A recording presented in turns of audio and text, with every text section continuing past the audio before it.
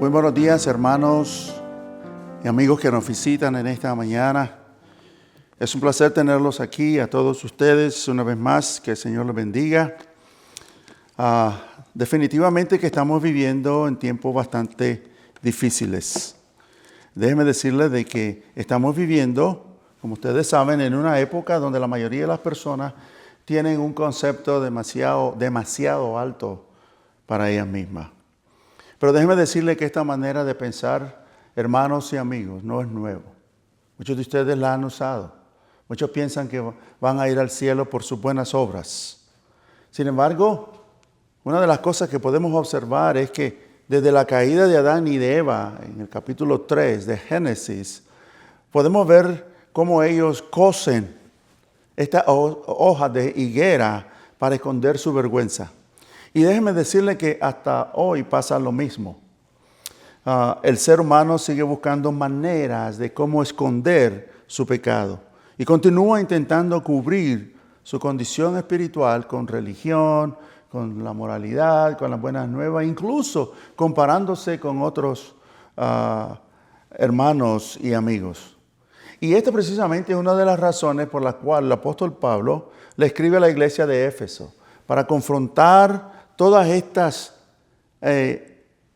religiones misteriosas con sus falsas doctrinas, que se escuchaban por allá alrededor del valle del Lico. Pablo lo hace con un diagnóstico espiritual claro, directo, duro, que precisamente ha resultado, o mejor dicho, lo ven como algo ofensivo para el orgullo humano. Él dice: y Él os dio vida a vosotros cuando estaban muertos en delitos y pecados. Mis queridos hermanos, escucharon bien.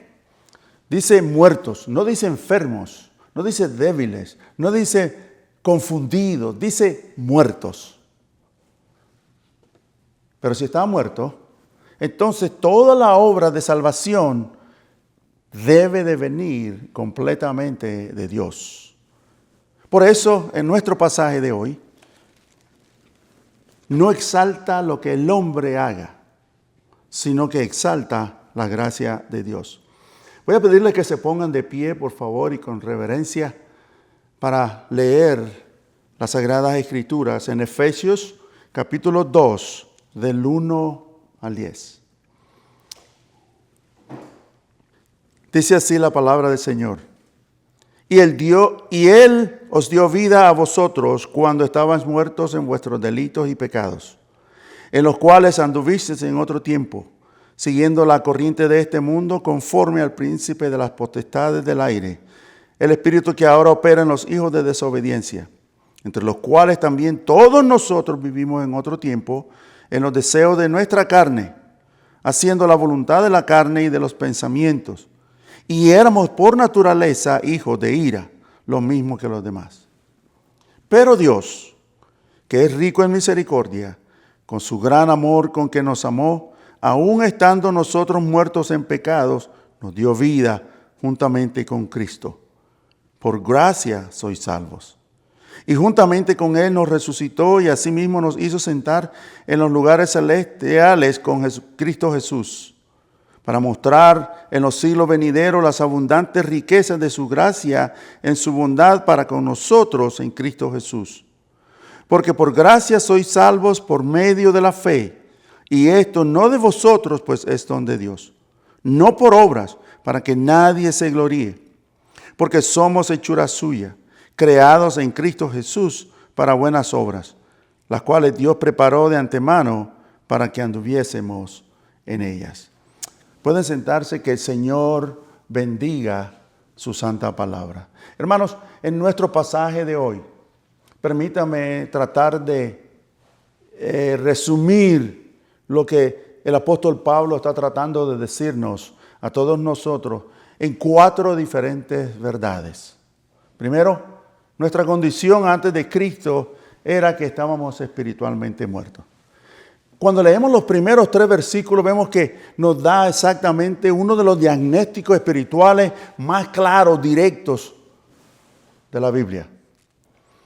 Por eso Pablo nos invita a considerar nuestra condición espiritual. Observen.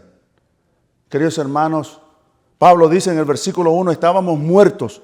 Ahora, no porque el hombre haya dejado de existir, sino porque expresa esa condición que mantiene al hombre separado de Dios, incapaz de responder espiritualmente y completamente impotente para salvarse. Tal vez, hermano, esto explicaría por qué tantas personas pueden escuchar el Evangelio, estar ahí sentados a través de la radio, la televisión, tal vez por muchos años, y no se atreven a responder. No es solo un problema de conocimiento. Muchos se excusan diciendo la falta de conocimiento. No, porque no es un problema intelectual, es un problema espiritual. Y necesita que Dios le dé la vida. Hermanos, ustedes saben, hace poco, con el fallecimiento de nuestra hermana querida, venía observando entonces de que cuando uno está enfermo, observe, cuando uno está enfermo es muy diferente. Puede responder a un tratamiento, puede cooperar tal vez con el médico, tomarse la medicina, hablar, el dolor y eso. Sin embargo, cuando uno está muerto, básicamente no responde a nada. No hay vida, ya no hay esperanza, no importa la medicina, no importa los doctores, no hay nada. Y así precisamente es como el apóstol Pablo describe la condición espiritual del hombre delante de Dios.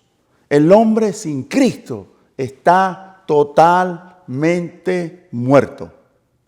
Observen lo que dice Pablo en el versículo 2. Y anduviste siguiendo la corriente de este mundo. Y lo hace tal vez, hermanos, para describir cómo el mundo ofrece filosofías contrarias a Dios. En nuestro país ya ustedes pueden observar tantas corrientes filosóficas contrarias a la voluntad de Dios. Entonces ofrece una poderosa influencia que arrastra todo a su paso. Y es que sin Cristo todos seguíamos esa corriente sin ni siquiera cuestionarla. No nos importaba. Creíamos que éramos libres cuando en realidad éramos esclavos y estábamos siendo arrastrados por esta influencia. Hermanos, la cultura no va a dejar de presionarnos, tanto individualmente como a la iglesia. Sin embargo, Pablo nos recuerda en Romanos capítulo 12, versículo 2. No os conforméis a este siglo, sino transformaos por medio de la renovación de vuestro entendimiento. Vivíamos bajo el dominio del pecado. Pablo nos quiere decir, observe, dice, conforme al príncipe de la potestad del aire. ¿Quién es este príncipe sino Satanás mismo? Significa que el reino de las tinieblas está y continúa ejerciendo esta fuerte influencia sobre aquellos que viven alejados de Dios. Y es que, hermanos y amigos que nos ven, la estrategia de Satanás ha sido la misma, por siempre, con sus mentiras sutiles, sembrando dudas sobre la palabra de Dios, diciéndole al hombre que la religión es suficiente, no importa la religión que tú tengas, que todas las creencias van al mismo lugar, que siempre va a haber tiempo para arrepentirse. Y hace creer entonces que el hombre no necesita a Dios para ninguna salvación.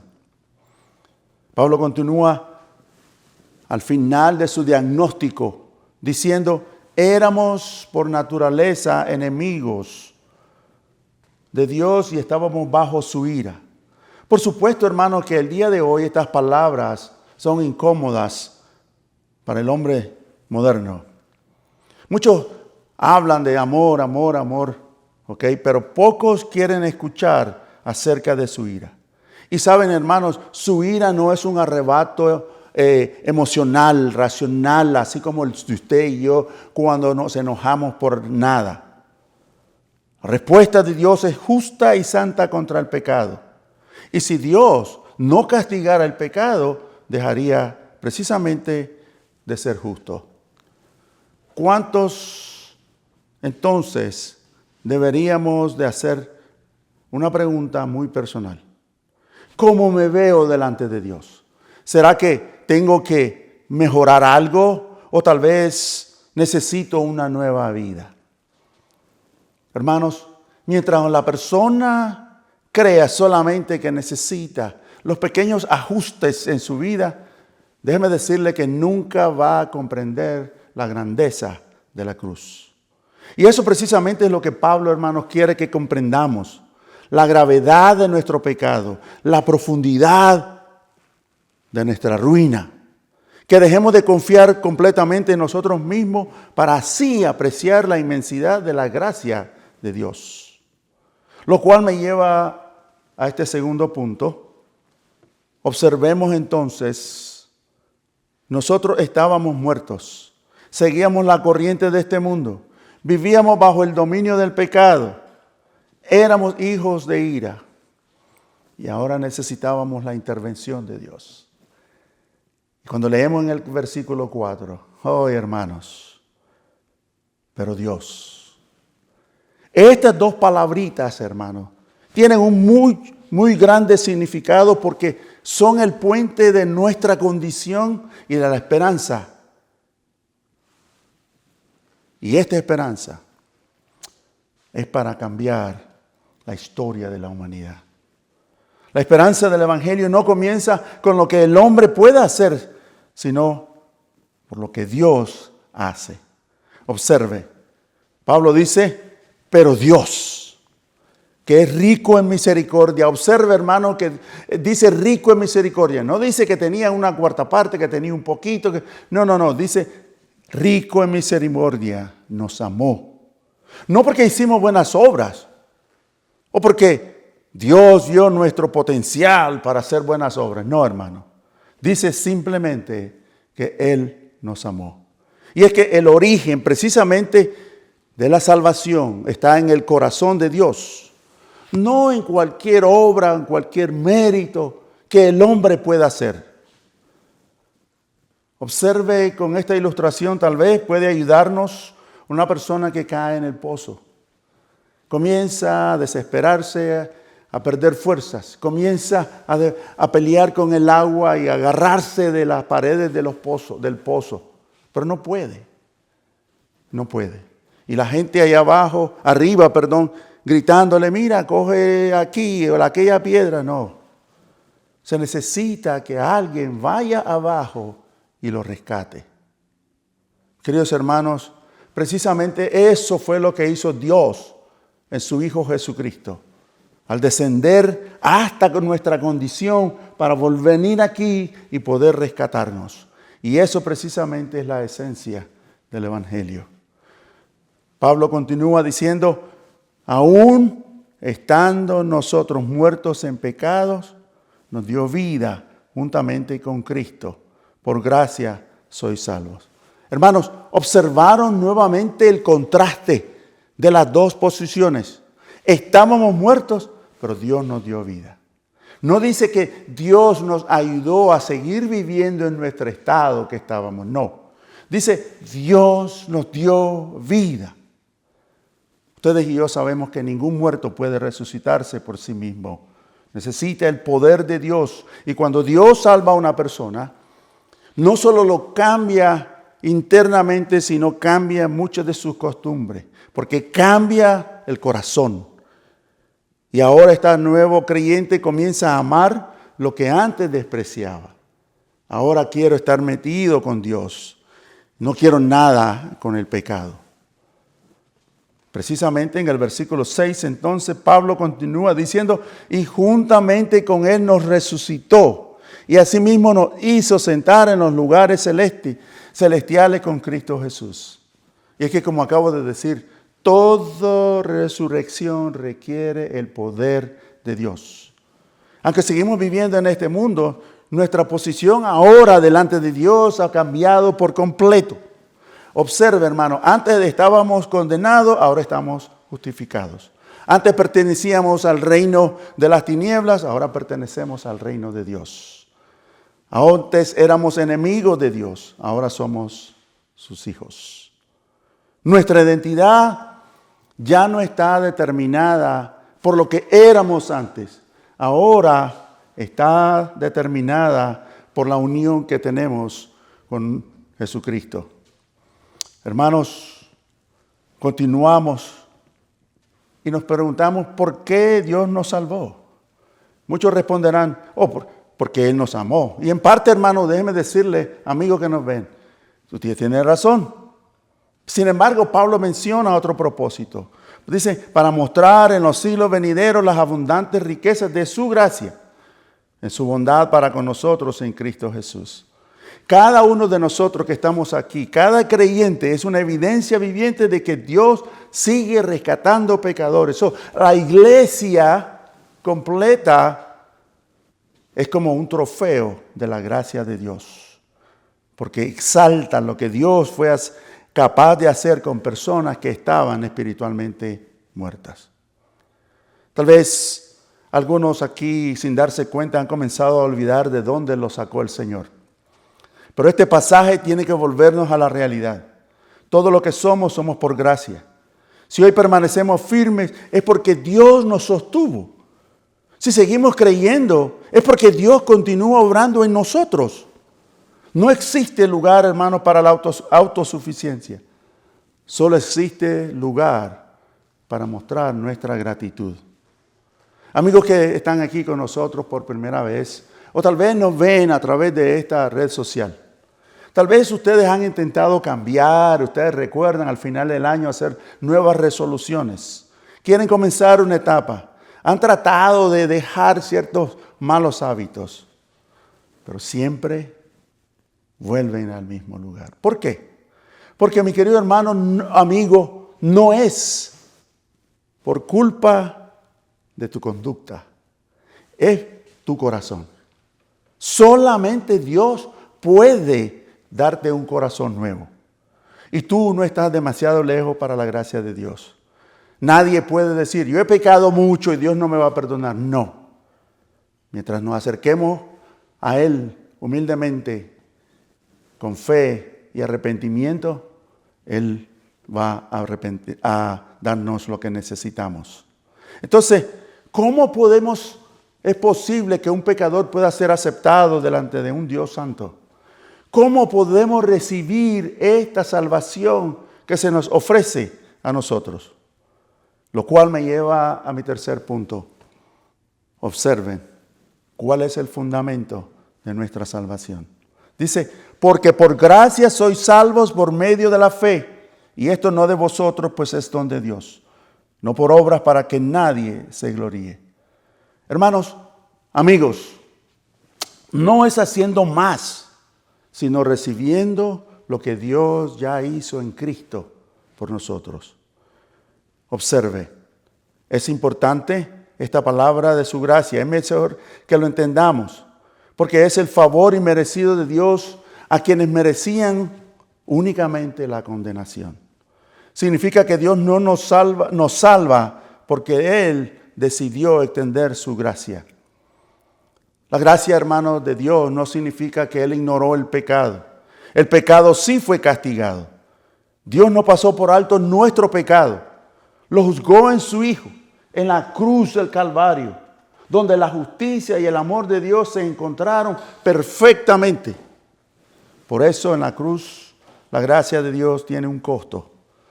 Para nosotros ha sido gratuita esta salvación. Sin embargo, debemos recordar que le ha costado la vida de su Hijo. Permítanme ilustrarlo de esta manera. ¿Cuántos de ustedes tienen cuentas que pagar? ¿Se imagina que alguien venga y repentinamente dice, no se preocupe, amigo, su deuda ya ha sido cancelada? ¿Cómo? ¿Qué va a hacer?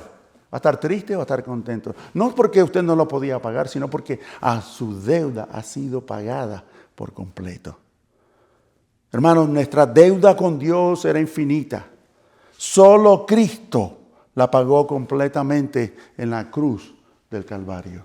Y por eso leemos en el versículo 8 que la recibimos mediante la fe.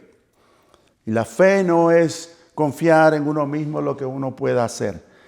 Es precisamente dejar de confiar en uno mismo. La fe que nos salva, hermano, consiste en descansar completamente en la persona y la obra de Jesucristo. Él es nuestro único y suficiente Salvador. Significa abandonar toda esperanza puesta en nuestras obras y descansar únicamente en Él. Muchos creen cosas acerca de Dios, pero muy pocos depositan su confianza en Él.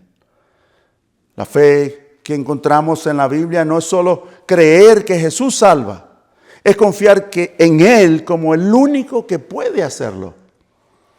Pablo continúa diciendo que esto no es de vosotros, pues es un don de Dios. Hermanos, es un regalo de Dios. Así que sería infructuoso que intentáramos pagarlo. ¿Por qué? Porque es un regalo inmerecido que Dios nos ha ofrecido a través de su Hijo Jesucristo. Querido hermano, Pablo es enfático cuando dice no por obras para que nadie se gloríe. Pero ¿por qué, hermanos, Pablo insiste tanto en esto? Porque Pablo conoce el corazón humano y nos cuesta muchas veces aceptar que somos completamente dependientes de la gloria de la gracia de Dios. Nos gusta pensar, bueno, ya Dios hizo su parte, ahora yo voy a hacer mi parte. No, hermanos. Y es lamentable, déjeme decirle que desde hace muchos años existe esta idea de que la salvación es una especie de esfuerzo compartido entre Dios y el hombre. Pero Pablo, según las Escrituras aquí, vemos que él enfatiza que nuestra salvación tiene su origen en la gracia de Dios. Estábamos muertos en delitos y pecados. Por eso toda la iniciativa para darnos la vida le pertenece a nuestro Señor. No existe ninguna obra capaz de borrar un solo pecado. Así que la salvación, hermanos, se dan cuenta, es la raíz. Las obras son el fruto. Y cuando confundimos el orden de las cosas, vamos a estar enseñando otro evangelio. Amigo, quizás durante años te han enseñado que necesitas hacer obras y más obras y más obras para que Dios te acepte. Hermano, amigo, nunca vas a hacer suficientes obras para borrar tu culpa. Por eso, precisamente, el énfasis. Cristo vino al mundo para eso. Él hizo lo que tú y yo jamás vamos a hacer. El vivir en una vida santa. El morir por nuestros pecados en lugar nuestro. Y también resucitar victorioso sobre el pecado y la muerte. Y ahora te ofrece gratuitamente ese perdón, solamente que te arrepientas y creas en Él. ¿Escucharon? No se trata, hermanos o amigos, de hacer algún esfuerzo humano. Se trata de escuchar su palabra y venir a Cristo. Hermanos, amigos, permítanme recordarles entonces que en estos 3 puntos, Pablo nos ha enseñado 3 grandes verdades. Estábamos muertos en nuestros delitos y pecados. Dios intervino con su inmensa misericordia y hemos sido salvados únicamente por su gracia mediante la fe. A lo mejor se preguntarán, si las obras nos salvan, entonces ¿importará cómo vivimos? Y eso precisamente me lleva a nuestro próximo punto. Propósito de nuestra salvación. Observen lo que dice Pablo en el versículo 10. Porque somos hechuras suyas, creadas en Cristo Jesús para buenas obras, las cuales Dios preparó de antemano para que anduviésemos en ellas. La gracia que salva produce una vida diferente, una vida transforma. El mismo Dios que nos justificó comienza una obra de santificación en nosotros. Observen, Él dice, somos hechura suya. Básicamente, Pablo está diciendo que el creyente no es el resultado de un acto de así de pronto. Es una obra de Dios. Y cuando el mundo observa, hermano, la vida tuya transformada por el Evangelio, la gloria precisamente no es para ti, sino que debe dirigirse al Dios que precisamente hizo esta obra. Es como, recuerdan la ilustración del barro y el alfarero. Comienza a trabajar, a formarte y crear una obra de restauración que continuará hasta el día que estemos con Él. Pero también dice que hemos sido creados en Jesucristo. Hermanos, la conversión no consiste simplemente en cambiar unos malos hábitos. No. Tampoco es aprender un estilo de vida nuevo, diferente. No, hermanos. Es una nueva creación.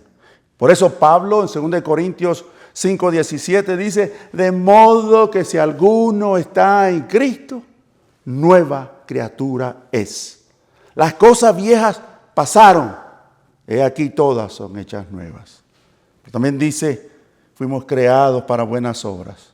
¿Por qué? Porque no somos salvos, hermanos, por buenas obras. Estamos salvados para hacer buenas obras, que es una gran diferencia. Recuerden las palabras del Señor Jesús. Por sus frutos los conoceréis. Hermanos, por sus frutos. Las buenas obras no producen la salvación, son la evidencia de que Dios ya produjo vida espiritual. Querido hermano, Pablo termina diciendo, las cuales Dios preparó de antemano para que anduviésemos en ellas. Hermanos, esto nos debe llevar a entender que nuestro proceder, nuestro caminar, lo que debemos hacer no es producto de una improvisación. Ese cambio transforma completamente la motivación de nuestro corazón. Hermanos, me dirijo a todos ustedes, porque aún así que ustedes han estado asistiendo a la iglesia fielmente, sin embargo, podemos olvidar el propósito de nuestra salvación. Están bien los programas, las reuniones, las actividades. Sin embargo, no debemos descuidar aquello por lo que realmente fuimos creados, que es reflejar el carácter de Cristo y luego ir por todo el mundo, predicar el evangelio a toda criatura. Querido hermano, amigo que nos ven, déjame decirte que si todavía no has decidido poner tu fe en Jesucristo, tal vez pensarás, bueno, voy a cambiar primero y luego voy a venir a Cristo. Déjame decirte que la Biblia enseña lo contrario. Primero ven a Cristo, porque Él quiere cambiar tu vida. No esperes limpiarte, ¿ok? Para limpiar al médico, para ver al médico. Los enfermos son los que necesitan al médico. No esperes ser digno para acercarse a nuestro Señor. Nadie ha sido digno. Todos llegamos únicamente por su gracia. Me gustaría concluir mi participación en esta mañana diciendo, o tal vez recordándole cómo Pablo nos ha llevado en estos versículos, de los primeros versículos que nos ha dado este encuentro con un cementerio espiritual. Luego aparece el Dios rico en misericordia, porque Él decidió amarnos. Cristo tomó nuestro lugar en la cruz, murió por nuestros pecados y resucitó al tercer día. Todo aquel que crea en Él recibe la vida eterna. Hermanos, el Evangelio no es hacer más religiosos, simplemente una invitación a que pase de muerte a vida. Es un llamado a que nazcas de nuevo. Pero hermano, en esta mañana, si ya perteneces al Señor, te pido que fortalezcas tu vida el día de hoy con una profunda gratitud. Recuerda quién eres. Recuerda lo que Dios hizo por ti. Recuerda que todo eso es por gracia. Y vive de tal manera que quienes te vean no digan, wow, qué cristiano tan bueno. No. Sino que digan que grande es el Dios que pudo transformar esa vida. Y a ustedes, nuestros amigos que nos visitan aquí en esta mañana. Y tal vez a nuestros amigos en esta plataforma social. Les he dado un diagnóstico rápido de su vida espiritual. Quizás han buscado tener sentido en las cosas que hagan. Han intentado llenar el vacío con dinero, prestigio, fama. Sin embargo, continúa sintiendo el peso del pecado. Hoy te recuerdo, Dios te recuerda a través de estas palabras, que el problema no es lo que tú has hecho. El problema es la condición de tu corazón. Y esa condición solo puede ser transformada cuando vengas a los pies de Cristo. El Evangelio no dice, haz más para que Dios te acepte. El Evangelio nos dice, Cristo ya hizo esa obra perfecta. Así que en esta mañana te pido que si has reflexionado bien, no endurezcas tu corazón. En esta mañana les pido, ven a Él con un corazón humilde, sincero, y arrepiéntete de tus pecados. Confía únicamente en Cristo y recibirás el regalo de la vida eterna. Que Dios los bendiga y que la paz del Señor, conocimiento de Él, vaya con ustedes siempre. Dios les bendiga.